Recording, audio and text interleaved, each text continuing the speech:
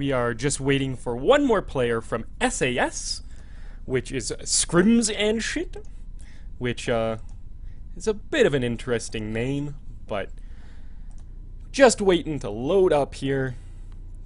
They should be along very quickly. I am on the small view. So hopefully this will get on very quickly and we won't be sitting around for too long. And I hope you all are ready. This is the second to last Gosu League qualifier, which is a pretty big deal. That means basically if you don't make it in here, you have to, you'll have to rush to practice, get yourself all sharpened up and everything, and then get yourself ready to go for Saturday, which will be the very last one possible.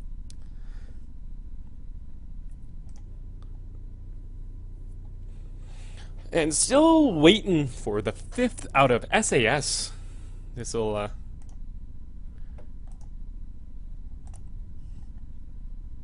we will have to wait and see what happens.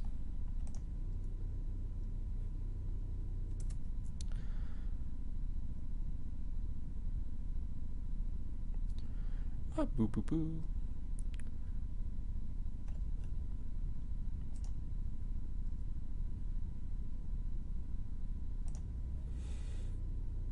And they say the last one is incoming, so we hopefully won't be sitting around for all that long, which will be great.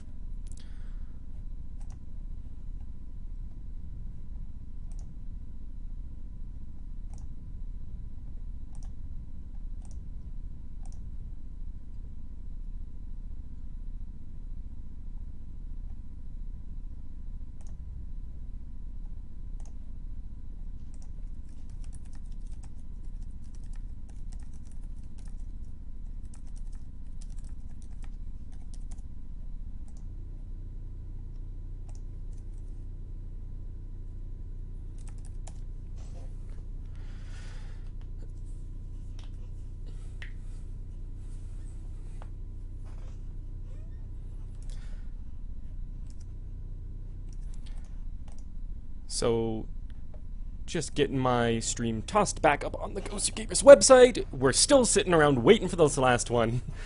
One of the unfortunate things about some of these newer teams is it's generally a bunch of guys just kind of getting together to have some good fun.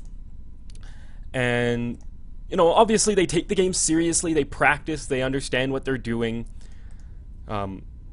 But you don't always see punctuality and the most professionalism out of them.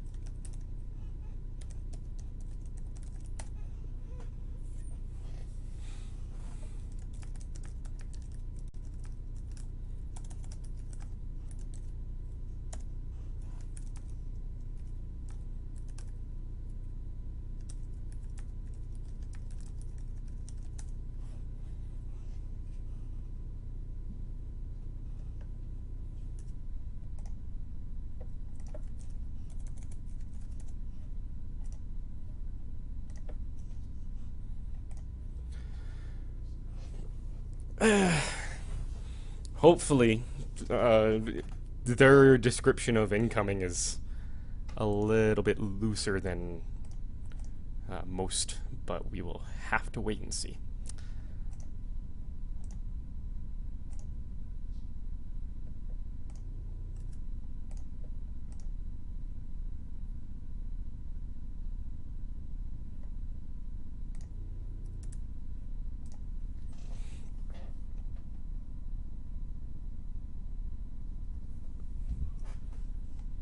And there we go. Looks like the last guy.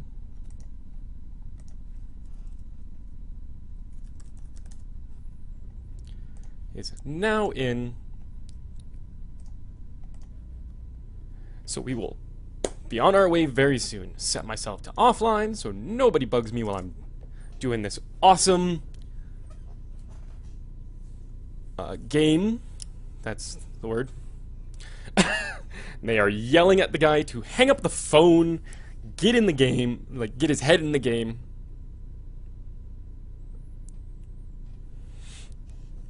And there we go. Double check that it switched me to my large view. And it most certainly did. So we are underway.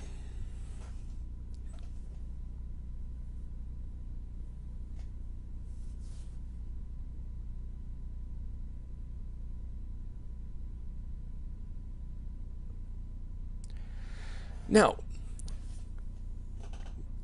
EE has been, from the sounds of it, the kind of team to watch within this qualifier.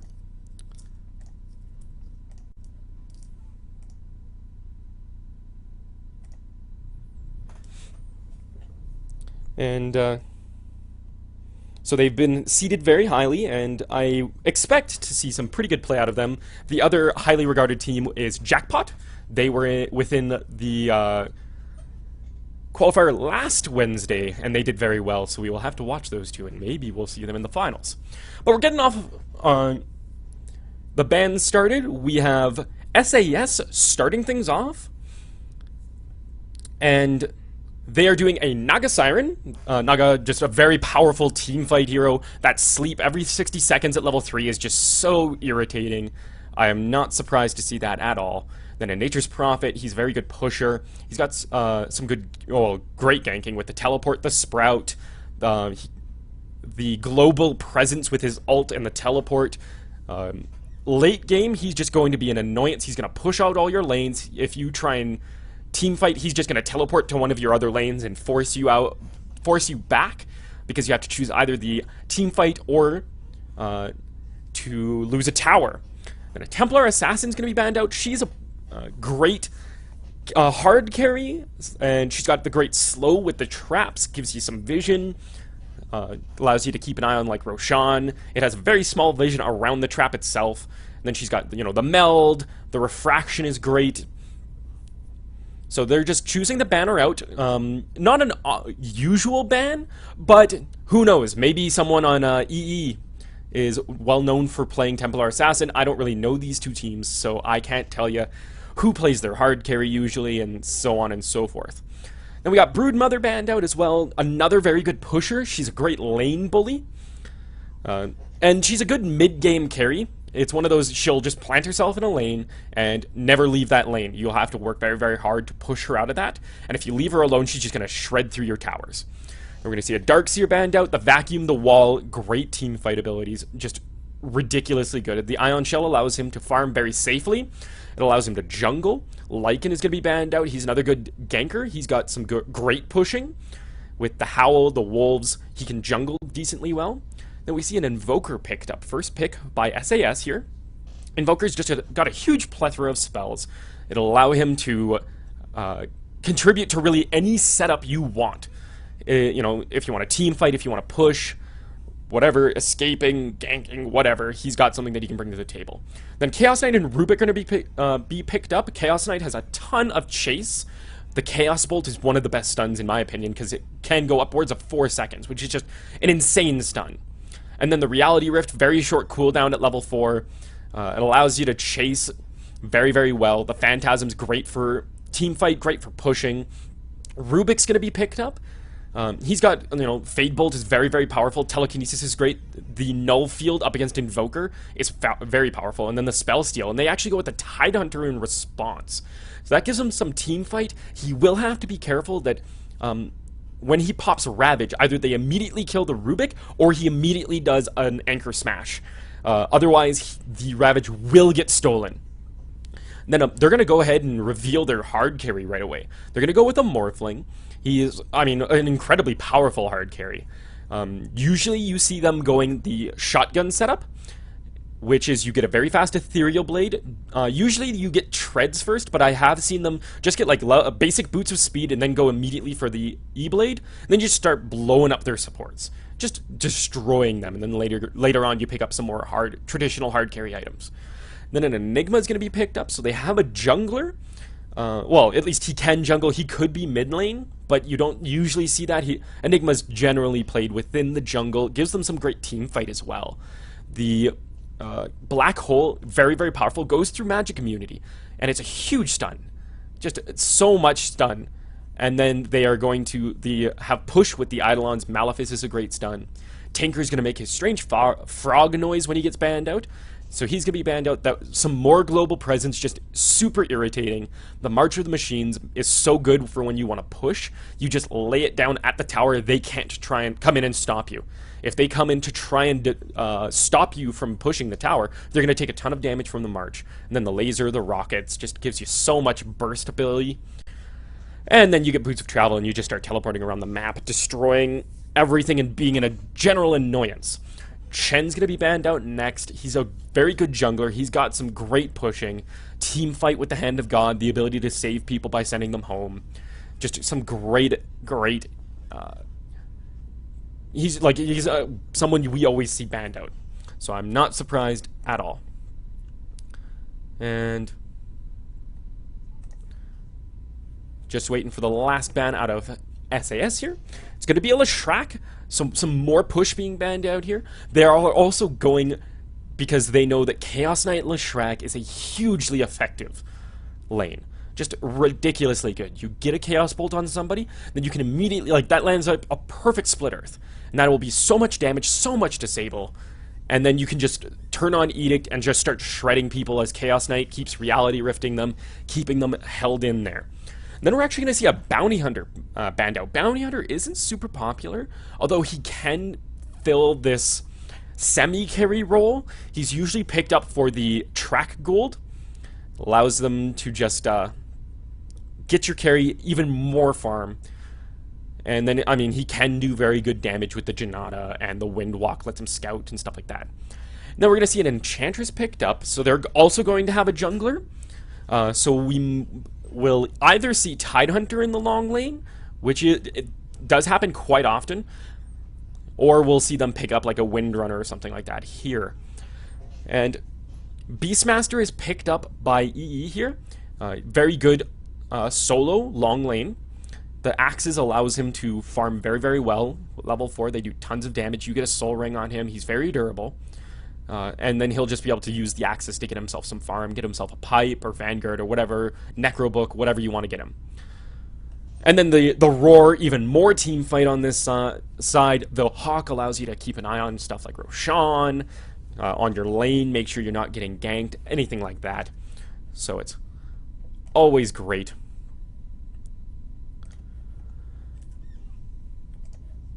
And so the last pick coming out of SAS here.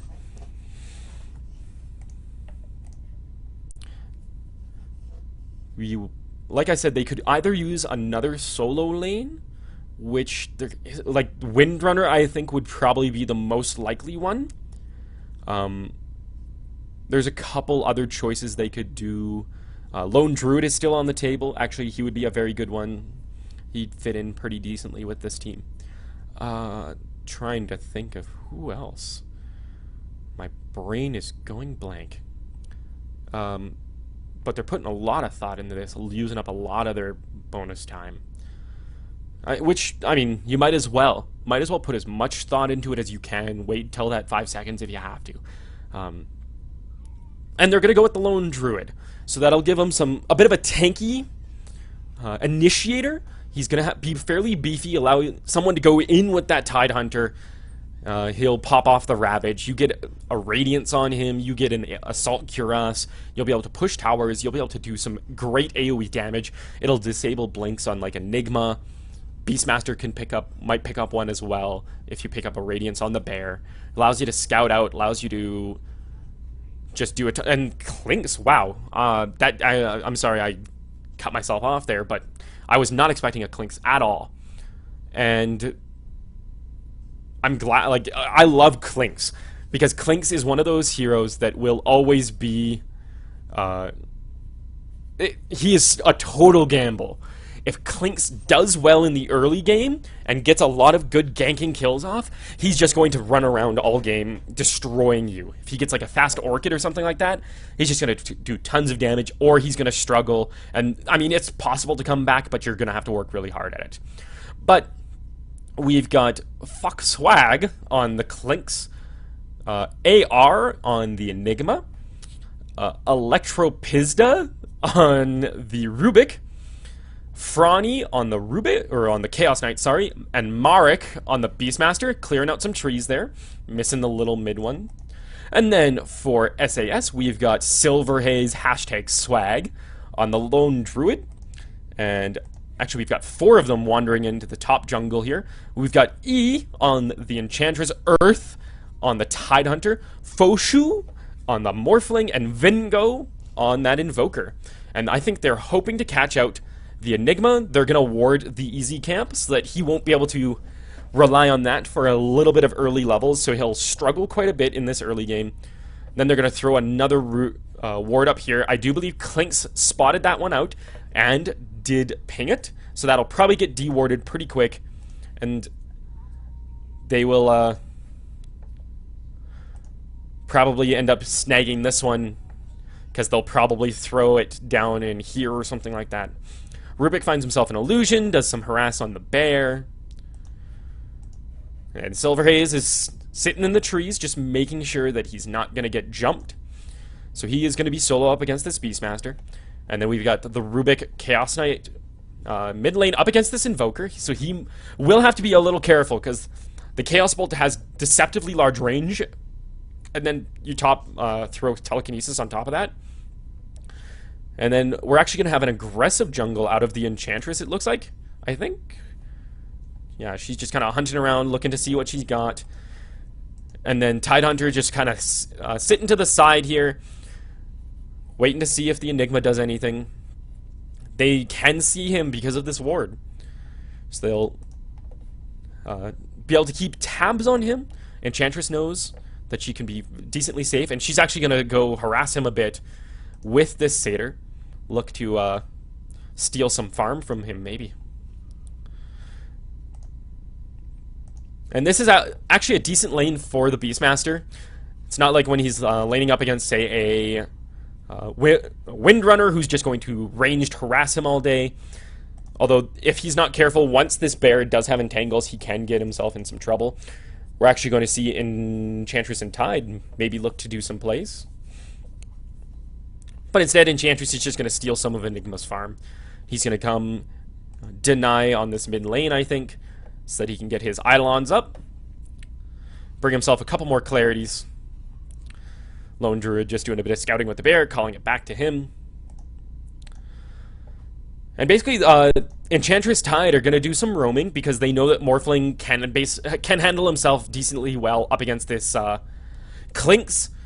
Until he gets an Orchid, he's not really going to be able to get the jump on Morphling, because if he hops out and starts firing off shots, the Morphling can just waveform away, what have you. We're actually going to see a Chaos Bolt and then a Cold Snap on the Chaos Knight. But nothing comes from that. Rubik wasn't quite in position to be able to do a Telekinesis backwards. Enchantress gets spotted right here. Gonna send the Tornado out. Does some great damage. Chaos Knight finds himself a Haste Rune. He's gonna come bottom, it looks like. They might look to shut this Lone Druid down early. He's level 2. He's got Chaos Bolt and Reality Rift. He's gonna Reality Rift forward. And we're gonna see a stun on the Lone Druid. They're gonna dive this. He pops a Salve. And Chaos Knight's in some trouble here, actually. He needs to get out. And he might die to creeps. I think he's gonna die to tower. Nope. Thankfully manages to pop a bottle charge, keep himself alive. And Enigma was here just in case. Lone Druid's gonna eat some tangos, get himself back up. This gives Rubik a chance to get a little bit of farm himself. Enchantress is just kind of farming away up top here. And now it looks like Enigma's actually trying to make a play here. He's got level 2 Malefice, so that gives him 2 pulses of stun for 1 second each. The bear is going to come scout out a little bit, though. Just see what's going on. Make sure that Enigma's not sitting right there. And Chaos Knight's just going to come back mid. Tried for a gank. They did some good harass. Burned some regen. And they didn't... They almost gave up first blood, but they didn't. So it was an all-right exchange for them. And I think it gave Beastmaster a little bit of wiggle room as far as experience in farm and such. Enigma's going to come forward, catch the bear out. That bear is just going to basically be sitting here, because he knows that he doesn't really need it against the Beastmaster to be able to last hit. We're actually going to see a gank from Enchantress and Tide, not really result in anything. Some more regen burned on the Chaos Knight. Enchantress is going to look to grab this. And good deny on the rune. Knew that she was going to get just reality rifted backwards. We're going to see a tornado on Chaos Knight, and Cold Snap is going to draw the first blood. Telekinesis to try and stop that.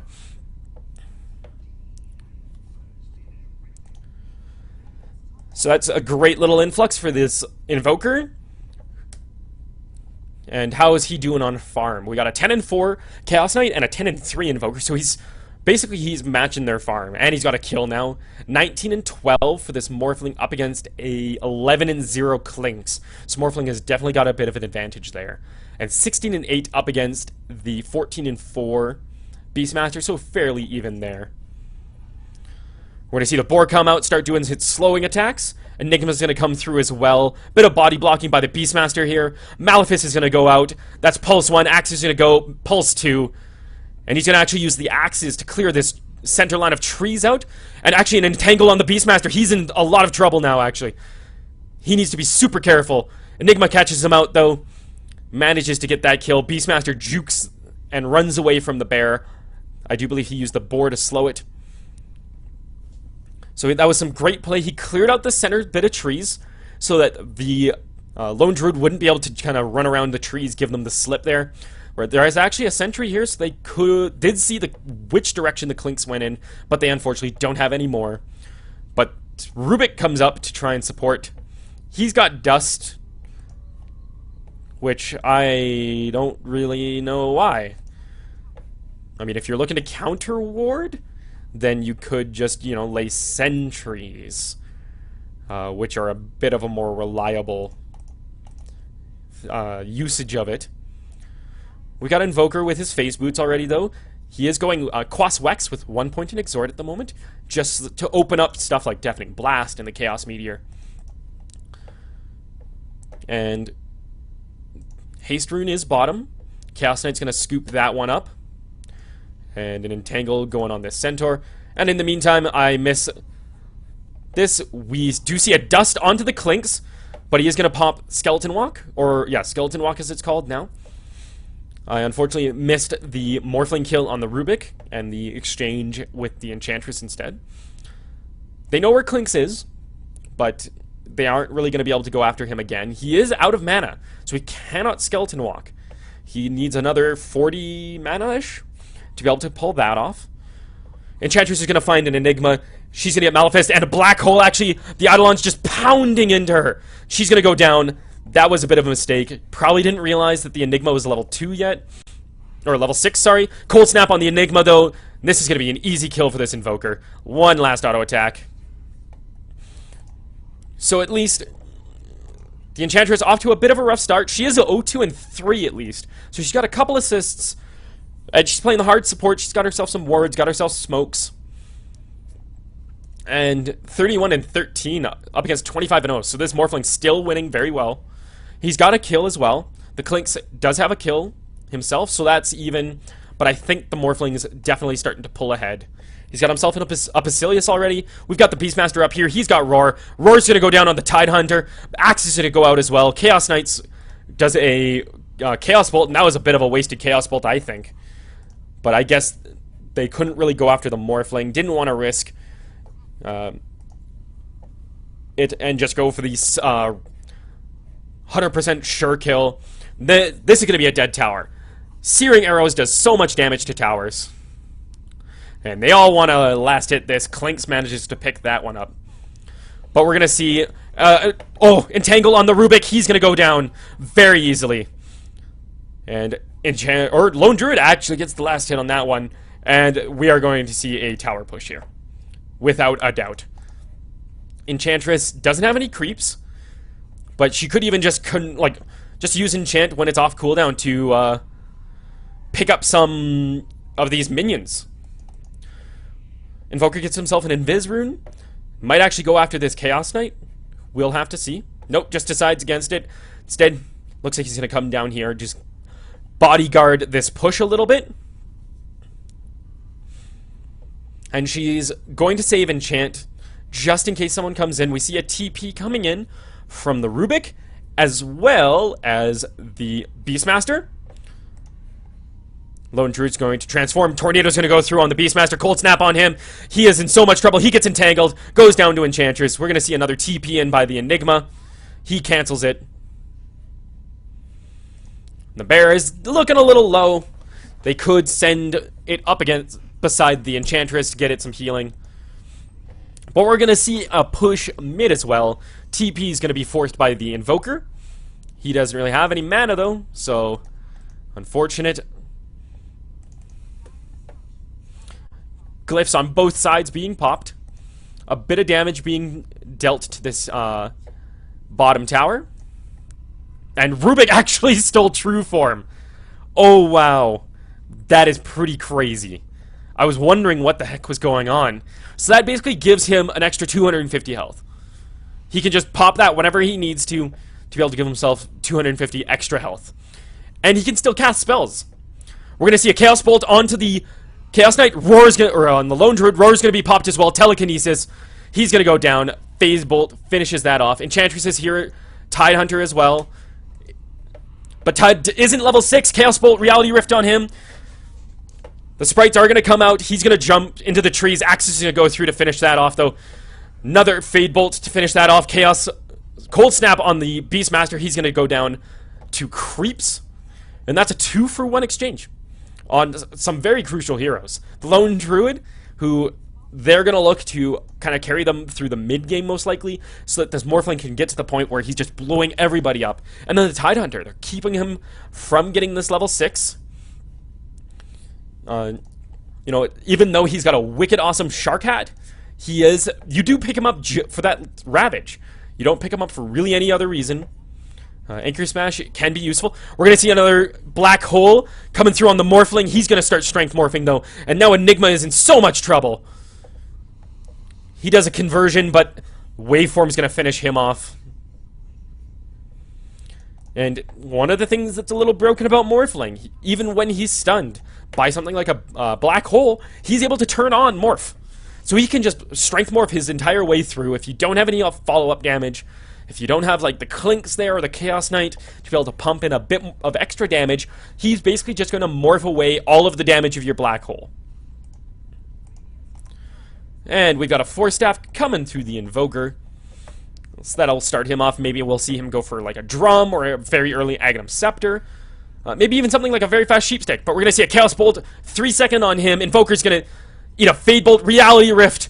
Oh, Telekinesis lands, and he's going to go down to Chaos Knight. And mid-tower is going to take some damage from this Beastmaster. He's going to get gushed. Not really any follow-up, though. Lone Druid looking to pick up the Phase Boots on his bear. He's already got the Orb of Venom. And Clinks has just been kind of farming away. He's got his first Oblivion Staff. Working towards his second one. And once he picks up that Orchid, this Enchantress, the Tide even, the Invoker, be in so much trouble. And Enigma trying really hard to last hit that tower, ends up missing it. But we're going to see a second tower going down in favor of the Dire. Even kills. And what GPM is you? Yes. So we see Clink's actually at 377. This Morphling's actually dropped down to below 300. Lone Druid doing decently well. Tornado's going to go through. Not really find anything. We're going to see a Cold Snap coming forward. 3-second Chaos Bolt. We're going to see a Roar as well. Axe is going to come through. Beastmaster gets the last hit on that. And Fade Bolt on the Enchantress. Malefice on her. Reality Rift as well. Chaos Knight gets that kill, and we're probably going to see this bottom tower go down. Clinks is actually being chased down by this lone druid. And he's going to start firing searing arrows in. And some split engagements. Oh, he's trying to get the Chaos Bolt. He's going to use the bear to body block himself in, but Clinks can still attack him. Oh, and they can't get the stun off. Chaos Knight couldn't get vision, so he wasn't able to fire off a Chaos Bolt. I do believe Beastmaster finished that tower off. So, that is the third tower in favor of the Dire. Experience, the Radiant are actually, I think that's bugged. They can't be 20,000 experience in yeah, there can't be a 20,000 experience advantage. And then 5,000 gold. That sounds a bit accurate. Roar on the Morphling. He's going to start Strength Morphing, but he is taking so much damage. Strength Morph is carrying him through this, though. And Rubik's in a bit of trouble here.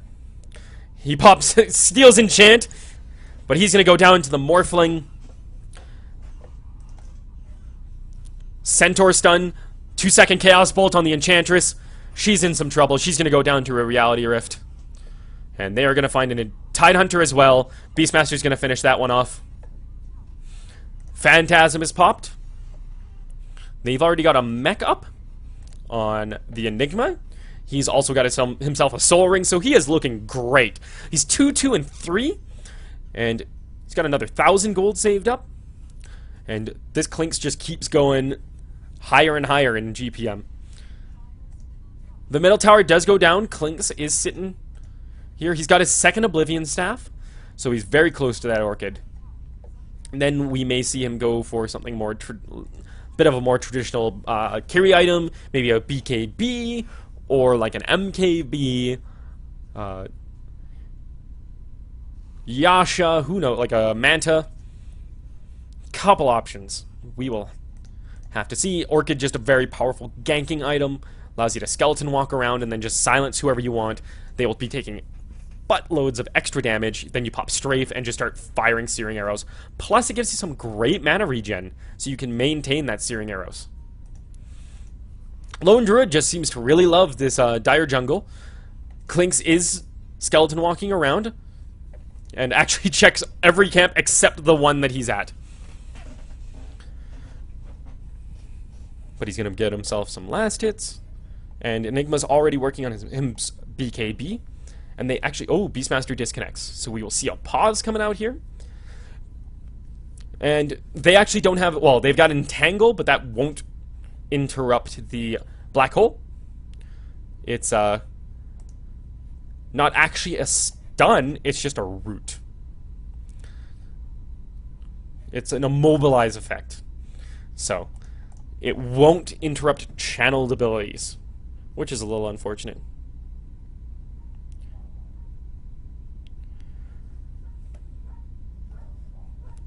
And they're saying the Beastmaster has a shitty connection. He just randomly will disconnect, apparently. So that, not too big of a deal.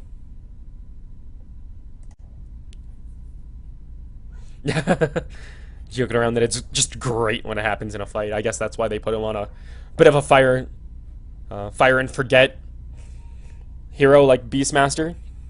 Just roar, throw axes, then all you need to do is right click away.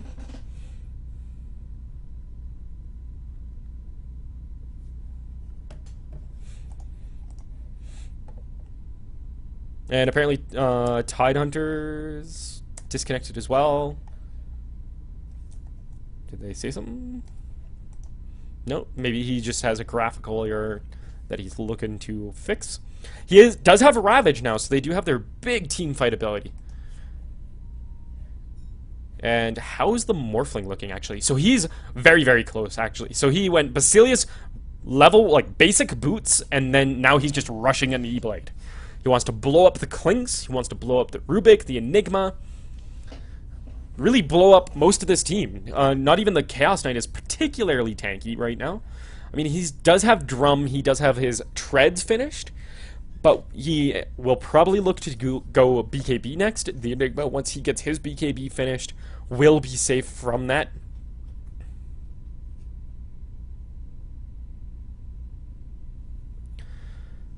And Beastmaster should be pretty good. We'll probably see him go for a pipe or something like that.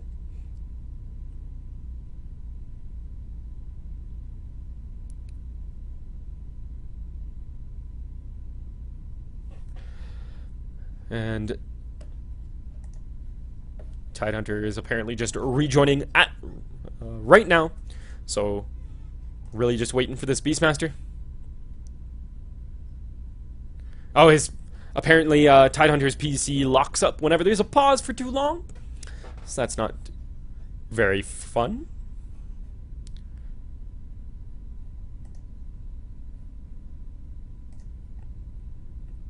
We got a whole 16 people watching. I thank you very much for watching this great Gosu League qualifier. Supporting newbie casters like myself. And some wonderful maturity coming out with the drawing tool.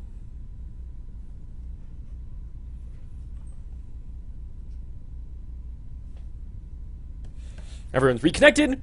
So there we go, unpausing right now. Lone Druid having himself some fun.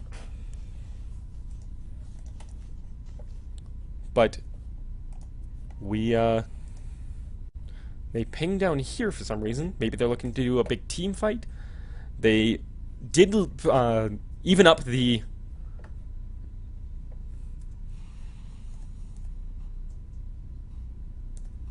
okay, just a little micro disconnect. But we are all good now. Tidehunter getting very close to his arcanes. And they're still pinging over here. Maybe they were worried that the Dire team's going to look to do a Roshan. They do have a decent team for it, actually. Orchid is finished on the Clinks. And yeah, that's just as I say that, that's exactly what they're going to look to do. DD is activated on the Chaos Knight. And they're going to keep an eye out with the Hawk. Tornado's going to scout it out. And they're just going to back off right away. The Clinks actually wants to go for a kill. It looks like. And Invoker needs to be a little careful, actually.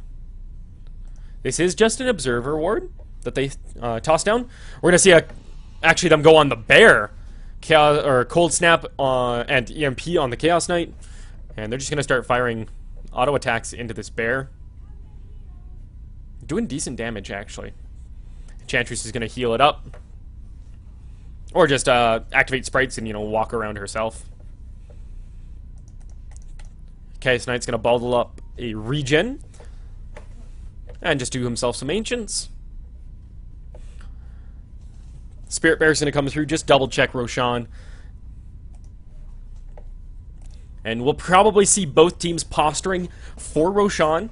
They have declared that they are intending to take care of it. Enchantress is leaving a Centaur here just to keep an eye on it, at least until it times out. But the Dire team's just going to say, we got caught. We were hoping we could stealth out a Roshan. So instead, we're just going to go back to farming. And Rubik's bringing himself something. He's got... Actually, is he going Medallion? Or is that... the, yeah, so Rubik went Medallion. Speed up their Roshan fighting abilities even more. Doesn't, like, it gives him some easy, simple armor. Because Rubik actually has no starting armor. Ravage is going to be popped on this lone Chaos Knight. He's going to get entangled as well. But... he stole Ravage. He managed to steal Ravage. Enigma's going to come forward. They're going to telekinesis the Bear. And Morphling has his Ethereal Blade. And just blows up the Enigma. Just absolutely decimates him. And they're going to look to take this bottom tower. Morphling is sitting in the jungle here. Just waiting for it to come off cooldown. They're actually going to clear out the trees and he's going to have to back away. Just waveform through the trees. They managed to get the tower. It's all good. Plus, now he can begin his reign of terror. A couple TPs going out. Just get the lanes pushed out once again. And Beastmaster has himself an Ogre Club. So he is going for an Aghanim Scepter. Give him very short cooldown on his Roar. They're going to try for Roshan again. Are we going to see Rubik pop the medallion? No, they don't need it, really. Clinks is just doing so much damage. And they're going to be able to sneak this away. Invoker actually gets an invis. He sneaks his way in here, but doesn't really accomplish anything with it. Just kind of scouts it out. Clinks picks up the Aegis. So that'll definitely help his case. And he is actually bringing himself a Mithril Hammer. We will have to see if he goes for a Desolator or more than likely a BKB up against this this team. They're going to just shred through this tier 2 tower. Glyph is going to be popped, but nobody's really in position to do anything. Tornado and EMP is going to come through, do a bit of damage, but they're going to take the tower anyways. So we'll have to see if Clinks buys an Ogre Club. The one thing that does strike me a little odd is that normally if you're going for BKB, you do pick up the Ogre Club first. Phantasm is going to be popped by the Chaos Knight. Mech is also going to go out. But Deafening Blast and Strafe is activated by the Clinks. Actually, they're going to go shred this Tide Hunter. They got a huge Chaos Bolt on him, as well as the Ravage. Enigma barely manages to survive the shotgun. Lone Druid went down to a black hole. Chaos Knight gets the Enchantress. Enchantress buys back. Morphling is trying to strength morph this. He's going to get Telekinesis. He's going to get Malefice. Clinks finishes that one off. Enchantress comes back in. Doesn't get anything. Clinks is just on a spree, and that's going to be Rax going down. So huge advantage for EE. And I can definitely see why they were heralded within this qualifier. I'm excited to see what more this game has in store. SAS is not out of it yet. It is possible to come back from a single pair of racks down, but they are going to be struggling a little bit. This Morphling tried his hardest to blow up the Enigma and wasn't quite able to do it. Enigma has gotten, and he's very close to his BKB now. He is about 750 gold away from that. Do you believe I do math? Yeah, I think so. And then he really won't have to worry about this Morphling. After that, we'll probably see him go for like a Blink. And okay, so it is a BKB on the Clinks. Very smart choice, though. Incredibly smart choice. Up against the Tide Hunter, the Invoker.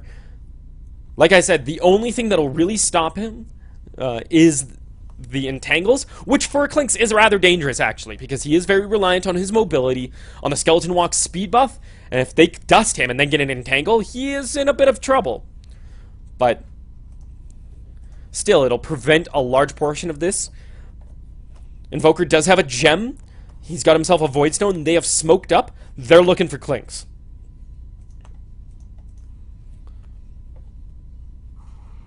Cold Snap on him.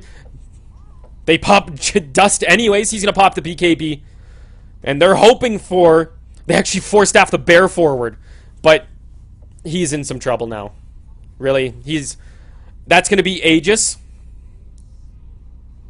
And now his BKB is down, so he can't just TP out. Ice Wall's going to go down. He's going to get gushed as well and entangled. Lone Druid finishes that one off.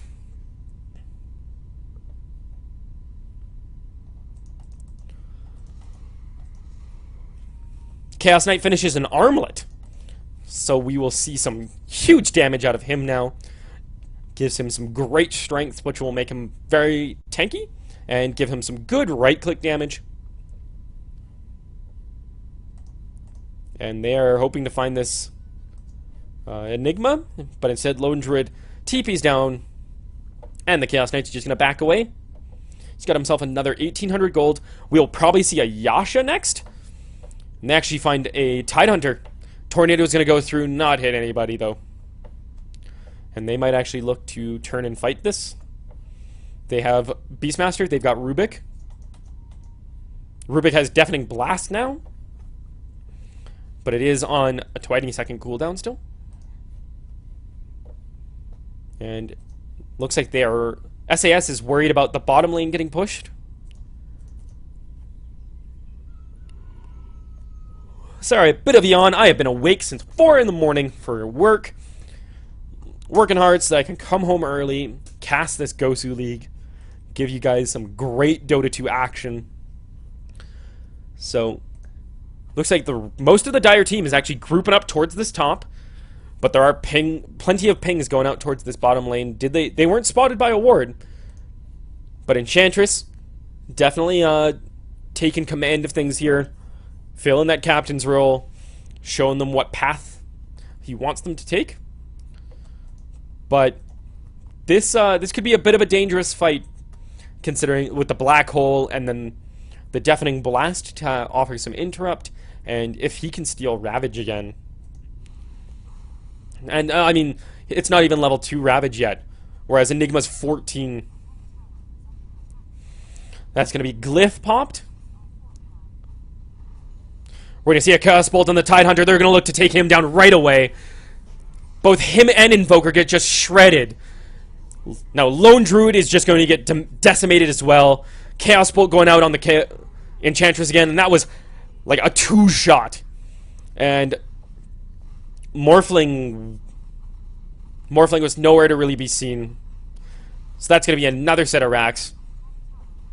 Can anyone buy back? I forget what the buyback one is. So, and they just called GG. So, very well played by EE. I'm very excited to cast more of them. And, oh, Tide gets his Ravage off. Gush on the Chaos Knight. Waveform's going to finish him off. Clinks is going to finish off the Tidehunter, though. Morphling's going to start strength morphing. He gets roared. He gets telekinesis backwards. Fade Bolt. And he tried to replicate through the Beastmaster, but still died to Clinks. And Clinks is going to start right-clicking these middle towers. Eidolons are going to be spawned. Another creep wave's going to come through. Strafe up is up in 2, and we're going to see this tower go down like a sack of hammers. Deafening Blast stopping it for a little bit. There you go. Enigma gets the last hit on that. Tornado's going to come through. I hear a cold snap on somebody. Actually, it was stolen and placed on the Invoker. And Rubik steals the Tornado. Roar's going to go out again. That Aghanim Scepter. Such a short cooldown. Tornado's going to come through. BKB is popped by the Clinks. And the Enigma. Invoker's going to get shredded. Lone Druid is in some trouble. He's going to try and turn and fight the Beastmaster. And now the second middle tower is going to go down. And the Ancient's going to get destroyed. So that is the game. Very well played by EE. And decently played by SAS. I think they're just a matter of they came out, they tried. Hopefully it'll give them some things that they can work on. And we may even see them on Saturday for the next Gosu qualifier. But I was Blightwind. I hope you enjoyed this. This was round 1 within the Gosu League qualifier, the second to last one. And please stay tuned in to the stream. I will be bringing you a round 2 match. And go to Gosu Gamers for all of your Dota needs. And even other games, StarCraft, Diablo 3, whatever you're looking for, Han, whatever you want. And please stay tuned. I will be bringing you more Dota